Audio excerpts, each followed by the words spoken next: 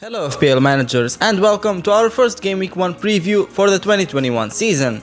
Let's start checking which 4 male defenders are more likely to play, and the first one on our list is Daniel Amartey. As it stands, he's probably the best option among 4 male defenders. His great performance against Man City plus Fofana's injury increased Amartey's chances of being in the start 11 at the beginning of the season. Kostas Tsimikas. The Greek rarely gets a chance in the Premier League, but he seems like the best alternative of Andy Robertson at the left back. It's still unclear how serious the injury of the Scottish is, but he's more than likely to miss Liverpool's opener against Norwich. Therefore, Tsimikas could be a great option for the first game weeks, but he'll be dropped the moment Robertson is back. Liverpool are well known for the attacking fullbacks, and the record of Tsimikas in total professional football is 13 goals and 19 assists in 176 matches, although he hasn't contributed any goals for Liverpool yet. Brandon Williams. The left back doesn't have a chance to get any minutes in Manchester United, however an eventual loan move could make him a really good option. There's nothing official yet, so it's still a bit risky to get him now. Kiana Hover. The 19-year-old wingback played in every friendly match of the Wolves pre-season and even scored a goal against Las Palmas. However, the first 3 game weeks are difficult for Wolves, and I would be surprised if Semedo doesn't start. Anyhow, we should keep an eye on Hover as he might be a potential bargain. Valentino Livramento. At just 18 years old and having never appeared in the Premier League, Hasenhuttl expects a bright future for the lad, but I believe Livramento is too young and unexperienced to start the season. Andrew Omobamidele. Another 19-year-old defender who might make a positive impact in the Premier League. The young centre-back played every minute of Norwich's 5 pre-season matches and would be a surprise if he doesn't start the season. The Canaries had 3 clean sheets in those games, but we surely shouldn't expect a similar record in the Premier League. Duffy is still unlikely to feature as Brighton have enough centre-backs even after Ben White's departure. Despite an assist from Manquillo in the latest Newcastle friendly, he's still expected to be a backup option. Moving on to clean sheets odds. Chelsea vs Crystal Palace home, Liverpool vs Norwich home, and Leicester vs Wolves home are the 3 teams with the highest clean sheets odds for Game Week 1. Our friend, the FPL expert Bakar, will tell us his exclusive tip stat of the week. Hi everyone, this is Big Man Bakar here. I'm making this video in collaboration with FPL Updates and Tips. So my first tip of the new season is to target Norwich City for clean sheets. They will be missing Emi Buendia this season, who had a 43% goal involvement in their goals last season, and he was creating on average 3.1 big chances per game in the championship. In the 7 games he missed last season, Norwich just scored 6 times, so I think they will struggle for creativity, particularly in his absence. They face Liverpool and Man City in the first 2 games, so I guess picking and loading up on defenders from these teams could be a good option. We have Tsimikas available in the form of a very cheap budget enabler, and Trent, given his explosiveness, can be great for Game Week 1. Time for fixtures analysis. Starting with Man United for 6 games. Leeds away. At away games last season, Leeds had the highest XGA, 38, out of all teams. They conceded 5th most, 33, but scored 4th most goals, 34, at away games. Southampton. They don't have any outstanding stats from last season except for the 9-0 loss against Man United. Man United haven't lost against Southampton since 2016, that's an 11-game streak. Wolves. At home last season, Wolves had almost the same XG, 20.8, as Burnley and demoted Fulham, but they had the 5th lowest XGA, 22.5. Man United managed to win both games against Wolves last season, 1-0 and 1-2. Newcastle. They had the 3rd lowest XG, 35, and the 3rd highest XGA, 35, at away games last season. Man United won both meetings last season, 1-4 and 3-1. West Ham. West Ham was the 2nd best home team last season with 34 points, but Man United haven't lost against West Ham in any of the last 4 games with 3 wins and 1 draw. Aston Villa. They're without Grealish, but they've invested the money in other offensive players like Ings, Buendia and Bailey. Aston Villa scored in both games against Man United last season, but how their new offensive players will perform this season is hard to predict.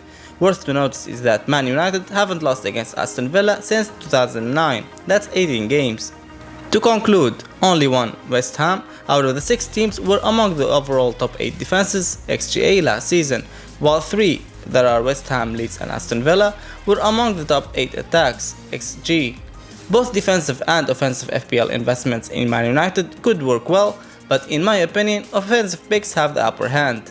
Their best picks are Bruno Fernandes as a must-have, Shaw as a great pick, Greenwood as a differential, and Martial as a big gamble. Now let's talk about West Ham. Their first 4 opponents are Newcastle. West Ham have scored 2 or more goals against them in 5 out of the 6 latest Premier League games, and they bet them twice last season, 0-2 and 3-2. Leicester. They were the 3rd best away team with 38 points last season, while West Ham were the 2nd best home team with 34 points. With fans back at the stadium, home advantage is back on the table as a significant factor, and with 3 goals scored in both games against Leicester last season, Moyes' West Ham seemed to know how to loosen up the Foxes' defense. Leicester lost both games against West Ham last season, 0-3 and 0-2. Crystal Palace. They conceded shared 2nd most goals, 68 last season, but with a new coach and a few new players, their defense might be a bit more solid this season. Southampton. They conceded just as many goals as Crystal Palace last year and were therefore also ranked 2nd in that aspect. As a conclusion, I would prefer to invest in West Ham offensive assets, and their best picks are Antonio. Even if haunted by injuries, only Harry Kane managed to perform an equally good XG per 90 minutes, 0.64, as Antonio last season. If free from injuries, Antonio for 7.5 mil could be a bargain. Bowen. Last season Bowen recorded 8 goals and 6 assists. He's having a great preseason, and if he can keep that form going forward, he will definitely be on the watch list. Ben Rama is also doing good in preseason and could become a good differential in the future. Koufal. With 9 assists last season and a great Euro, he's a good FPL asset thanks to his offensive threat. His XA per 90 is 0.2, possible clean sheets and potential bonus points. Next up, Brighton. Their first 4 opponents are Burnley.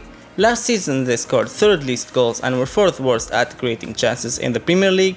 They'll be without their main striker Chris Wood in Gameweek 1 as he just came back from the Olympics. Watford. Newly promoted teams usually struggle in the first few game weeks and try to focus on defense.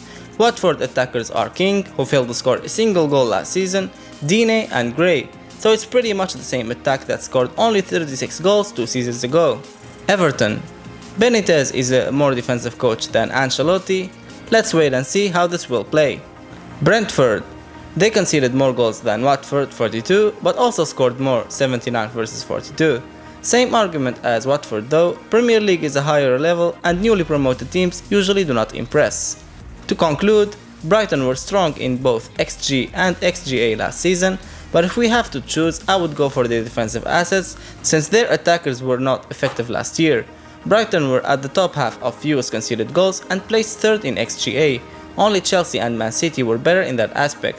However, if they start to deliver as expected, Trossard and Gross could be worth a shot as number 4 or 5 in midfield, and their strikers could become appealing. Their best picks are Sanchez at that price, 4.5, and Fixtures. He provides big value and is already in almost every 4th team. Last season he conceded only 27 goals in the 27 Premier League games he played. For some perspective, only Man City and Chelsea managed to concede less goals than games during the season. Dunk. Only Zuma managed to equal Dunk in goals scored amongst defenders last season. Dunk is a constant threat at set pieces. Disclaimer, he had 2 red cards last season. Veltman. With Lamptey looking to miss the first few games of the season, Veltman looks nailed on in the team and looks like the most attractive 4.5 option in the Brighton defense. Now let's talk about Norwich. Their first 4 opponents are Liverpool. At the 19 away games last season, Liverpool had the highest XG, 37.2, and scored the 2nd most goals, 39. If Norwich do keep a clean sheet, it would simply be a miracle. Man City. They scored most goals, 83, and conceded the fewest, 32 last season. The opposition couldn't be any tougher. Leicester. They were the 3rd best away team last season with 38 points and only lost 3 away games against Liverpool, West Ham and Chelsea. Arsenal. This is probably the least difficult fixture amongst the starting 4. However, last time Norwich faced Arsenal away, they lost 4-0. To conclude, avoid Norwich players. Norwich is a newly promoted team that lost one of their offensive key players, Buendia, who last season was involved in 32, 15 goals and 17 assists out of 75 goals. In Norwich's latest visit in the Premier League, they finished last with only 5 victories and conceded an average of 2 goals per game. At this moment, 8.8% of FPL managers own Pookie, with the hopes of another Pookie party like 2 seasons ago. But with such fixtures, those millions could be spent more wisely. The only FPL asset I would possibly look at in a Norwich right now is Gilmour for 4.5 to keep on the bench. Fantasy 5 is back, and the presents are back too. You're all invited to join our mini league. It's always the same, easy and free to play. Teams form stats. Stat 1, Arsenal last 4 league away matches, 1 goal conceded. Arsenal have put in some solid defensive display at the end of last season, conceding just once in their last 4 road trips and an overall of 4 goals conceded across their last 8 away from home. FPL managers will be hoping Gunners can build on that form ahead of the season opener versus Premier League new boys Brentford. Club record signing Ben White at just 4.5 mil is currently the 4th most owned defender and could be a potential bargain at this price bracket. So my advice to you is to get him in your starting 11 ahead of Gameweek 1, as we believe he's capable of making Arsenal's defense better. Stat 2, Liverpool last 5 league away matches, 13 goals scored. The Reds may have suffered last season to secure a top 4 finish, though we can't deny that Liverpool have been one of the biggest sources for FPL returns over the course of last 3 seasons. Liverpool will be paying a visit to Norwich City this weekend. Their last season away form was very encouraging, scoring 13 goals across their last 4 road trips and are likely to score 2+ goals in Gameweek 1. Mo Salah for 12.5 mil is currently the most popular asset in the game, and going without him, combined with a double-digit haul, would make a huge dip in your rank, which you can't afford at the start of the season. Both Diogo Jota and Arnold are interesting options to double up with Salah, although I wouldn't prefer to double up at the start of the season until we see how teams would line up. Stat 3, Chelsea last 6 matches versus Crystal Palace. At least 2 goals scored in 5 out of 6 games. European champions Chelsea have been in great hot form since Tuchel's appointment. Chelsea scored 2 or more goals in 5 of their last 6 versus next week opponents Crystal Palace, and such domination suggests that they're likely to score big again versus their London rival. Depending on your budget, having any of Kai Havertz or Mason Mount would be a wise move for a team who is heavily back to do well this season. To the next segments, differentials. High risk, high rewards. The medium price brackets is where we have some very interesting players. Here are some names to take into consideration. Pepe, 5 goals in his last 3 matches, says it all. Nicholas was on fire at the end of the season, and with 6.36 points per 90, he finished 10th in the entire league. If he starts more often, he could be a massive differential, especially with fixtures from Gameweek 4 and onwards. Greenwood, with Sancho and Cavani arriving late to camp, in addition to Rashford's injury, it looks like Mason is bound to start in the first few game weeks. Remember that from Gameweek 28 he picked up more points, 59, than Bruno 38 after scoring 6 and assisting 1. It could be Greenwood's season. Benrahma. In the absence of Lingard, with a very impressive pre-season, Benrahma deserves a spot in our radar. For just 6 mil, he could be worth a punt during those lovely fixtures at the start of the season. Even Antonio said he's on fire.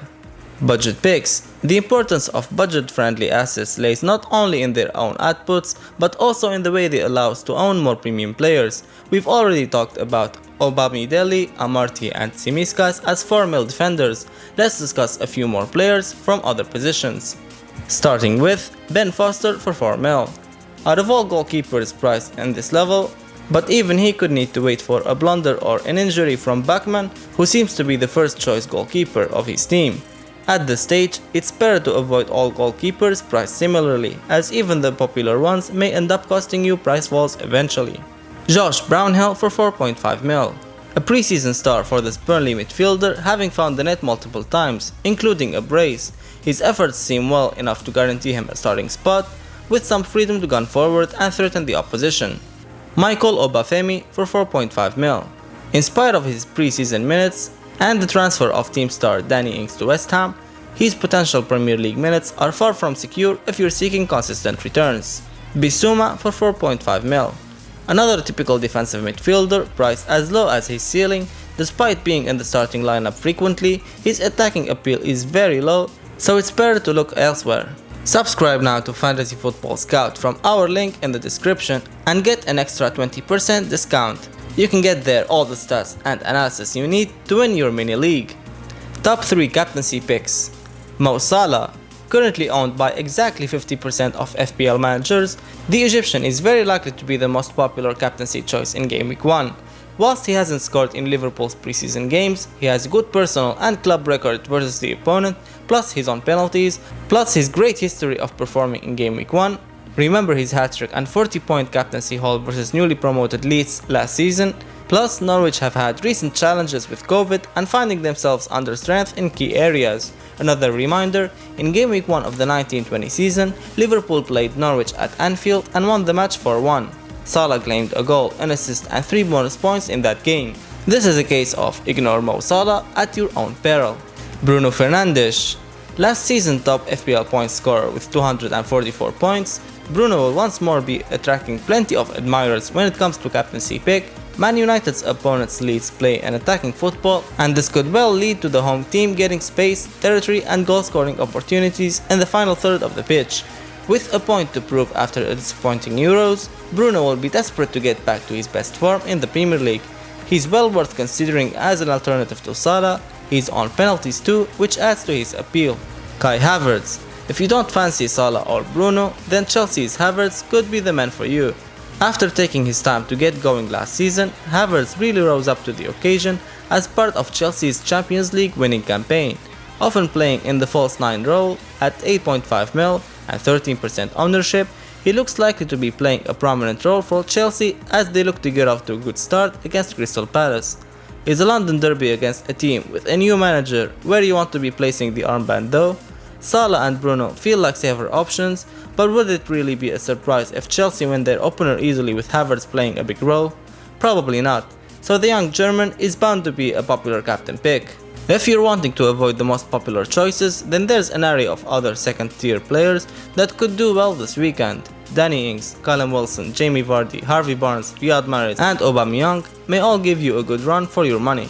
This is it for our Game Week 1 preview. We hope you've enjoyed our preseason videos. We'll keep updating predicted lineups regularly as we keep up with transfers and injuries, so make sure to subscribe to our channel, follow our Facebook page and join our Facebook group. Thank you for watching, good luck in Game Week 1 and peace!